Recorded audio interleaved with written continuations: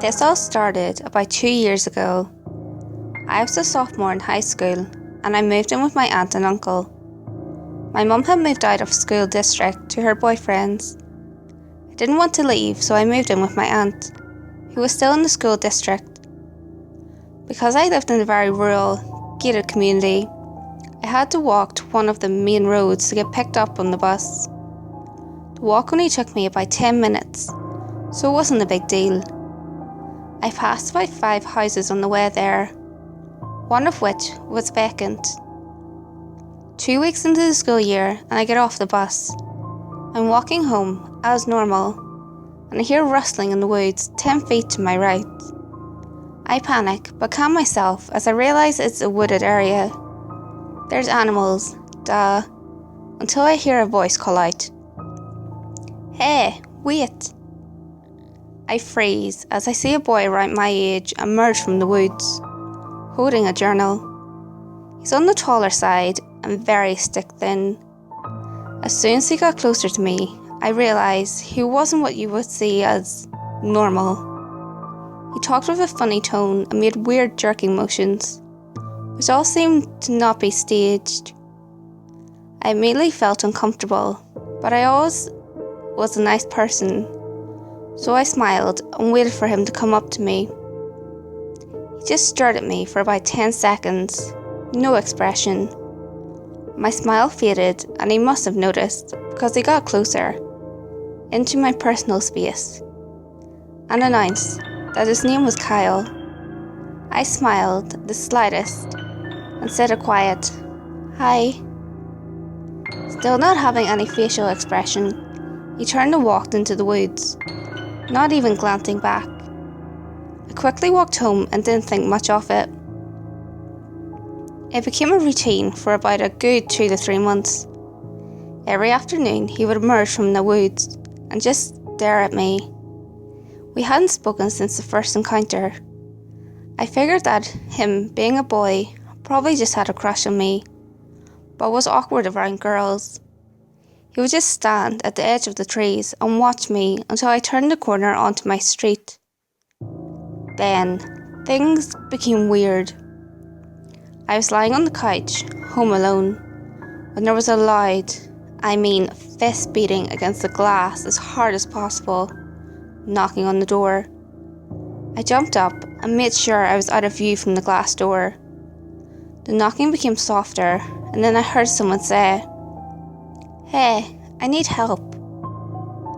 Being out in the country, I figured they were frantic, the reasoning behind the harsh knocking. But then, my brain began working and I realised it was Kyle's odd voice. I walked to the door and opened it. "Hey, can I help you?" I stared into his blank eyes as they glared at me. "Why didn't you answer when I first knocked?" He screamed out and lunged at me, grabbing the sleeve of my shirt and roughly pulling me towards him. I quickly fought against him and grabbed onto the door frame to pull myself back inside and slammed the door. He turned around once again and calmly walked off my porch and down my road, the same journal in his hands. I made sure I locked all the doors and windows in the house after this. When my uncle came home, I was immediately going to tell him about the incident. I was still a bit shaken up. Not only did he grab me with unexpected and excessive force, but he had to have been watching me walk home to know where I lived. I debated on how to ask my uncle about the strange boy, and decided on asking, "Do you know a boy named Kyle around here?"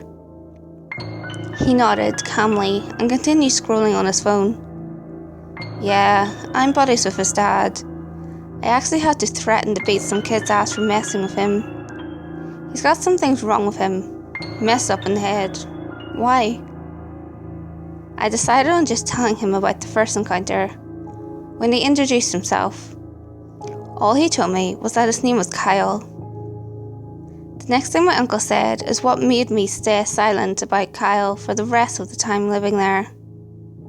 "I better not find you messing with him, because I'll beat you ass too." I wasn't sure if he was joking or not, but I wasn't taking any chances because of his serious tone. I was scared that if I had said anything about Kyle grabbing me, that my aunt and uncle would make me look like the bad person, the one that was picking on a kid with special needs. I was just so scared they would make me move in with my mum and change schools. I just stayed quiet.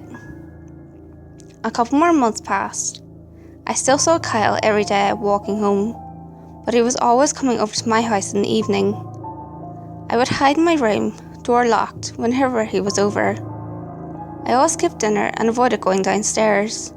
He came over 2 to 3 times a week to watch TV with my uncle and eat dinner.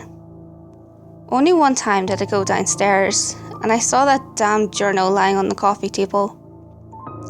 Skip forward a few weeks.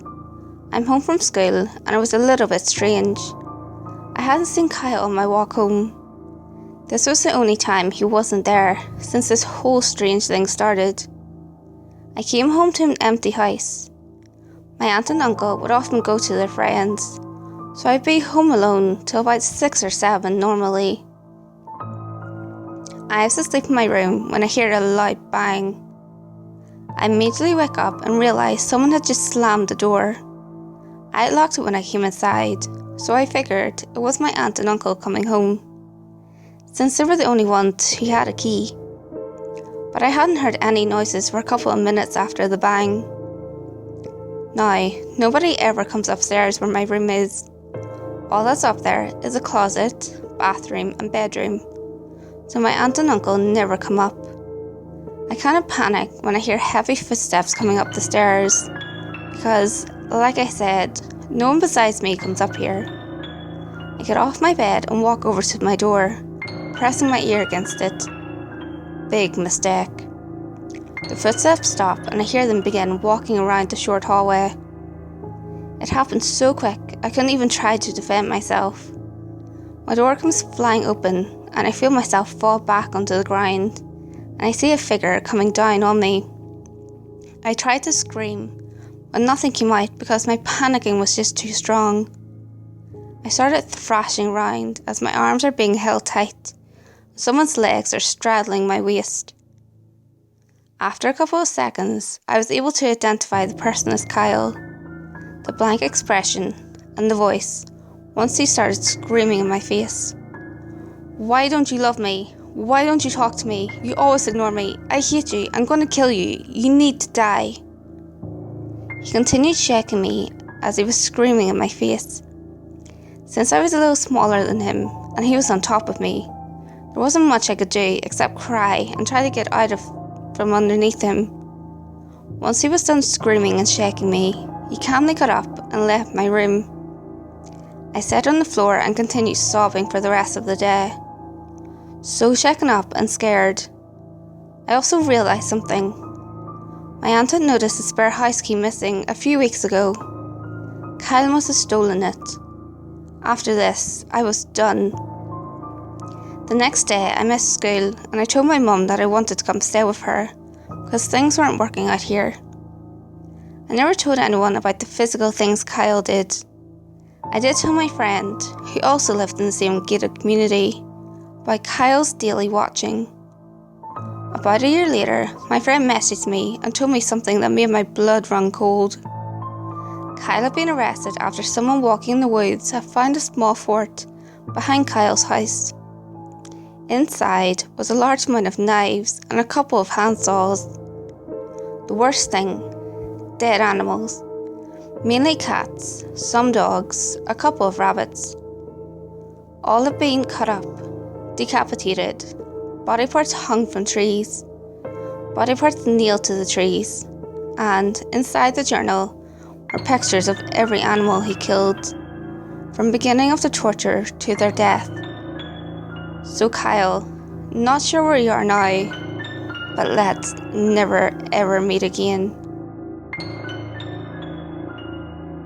Hey guys, so this following creepy story happened to my mother, Mama Bella, when she was a little girl. This story happened in the late 1960s, when my mum was around 10 years old. My mum was born and bred in a small town called Lurgan in Northern Ireland. At that time, it was a pretty quiet town. Everyone knew everyone. Children could play out on the street without their parents worrying too much. One afternoon during the summer holidays, my mum and her friend, we'll call her Mary, were sitting on the front doorstep of my mum's house, reading a storybook, when my mum noticed two older girls pushing a baby's pram. My mum recognised the girls from school. As the girls walked closer towards my mum and her friend, she could notice the malice look on the girls' faces. "Hey," one of the girls shouted over to my mum and her friend. "Do you know where Kitty Murray's shop is?" Mary stood up and took a step towards the two girls. "Can you show us where Kitty Murray's shop is?" As Mary took another step towards the girls, my mum grabbed her leg and tried to stop her from going. "Don't go, Mary, stay here." As Mary turned towards my mum, the two girls grabbed her. Mary screamed as they dragged her away from my mum. Tears ran down my mum's face as she watched her friend being dragged away. She ran into the kitchen to where her mother, my Nana, was. Through sobs, she tried to explain everything to her mother. Mary and my mum's family searched all night for Mary, but couldn't find her. Thankfully, the girls finally let Mary go the next morning.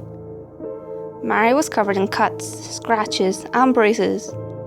She never told my mum what really happened. A few days later, my mum and Mary were walking to the park when they saw the two girls again. Mary started screaming like a banshee. The girls started walking towards my mum and her friend. "Grab the other one this time," my mum heard one of them say. My mum and Mary turned and ran as quickly as they could to my mum's house. Thankfully, the girls weren't able to grab either my mum or her friend. I don't know what situation I would be in if those girls had grabbed my mum that day. My mum has literally saved my life, and it's made me the person I am today. I'm adopted, and if it wasn't for my mum and dad, it's very likely that I wouldn't be here today. But that's another story for another day. Hey guys, if you enjoyed this video, give it a thumbs up and share it with your friends. You can also leave a comment below. All feedback, good or otherwise, is always appreciated. If you have any creepy stories of your own, or have any topics that you would like me to cover, feel free to send them in via any of my social media. You can find all links to my social media in the description below. Until next time guys, make sure you lock your doors, stay safe, and I'll see you next video.